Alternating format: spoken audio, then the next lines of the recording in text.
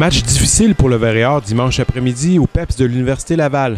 Après une défaite crève-cœur la semaine dernière face au Redmond de l'Université McGill, on espérait voir les Sherbrookeois rebondir face aux Rouges et Or. Malheureusement, les autres ne leur ont laissé aucune chance, signant plutôt une victoire sans équivoque de 41-3.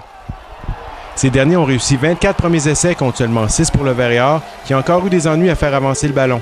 Au final, les Rouges ont obtenu 486 verges de gain contre 149 pour les Verts. Dès le premier quart, le corps Hugo Richard a pris les choses en main, amenant sa troupe près de la zone payante avant de lui-même inscrire le majeur sur une course de 2 verges.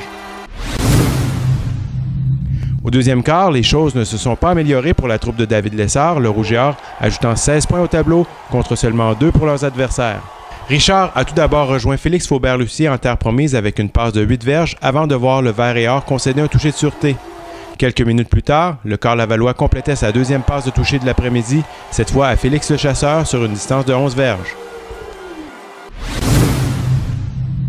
Après la pause, le coordonnateur offensif Mathieu Pronovost a décidé de faire confiance au corps réserviste Jean-Christophe Bourque-Saint-Hilaire pour tenter d'insuffler une nouvelle énergie à l'attaque sherbrookoise.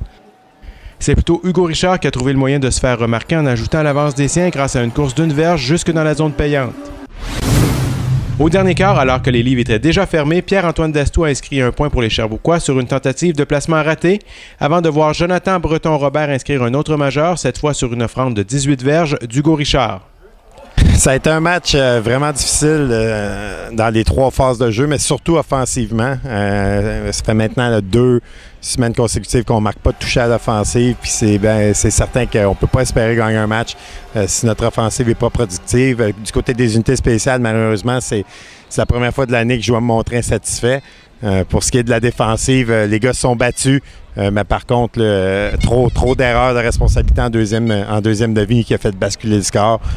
Faut définitivement qu'on soit meilleur si on veut espérer faire quoi que ce soit avec notre saison 2016. Les Sherbrookeois seront de retour en action samedi prochain alors qu'ils se rendront au Stade McGill pour y affronter les Redmond. Pascal Morin, Vert-et-Or Télé.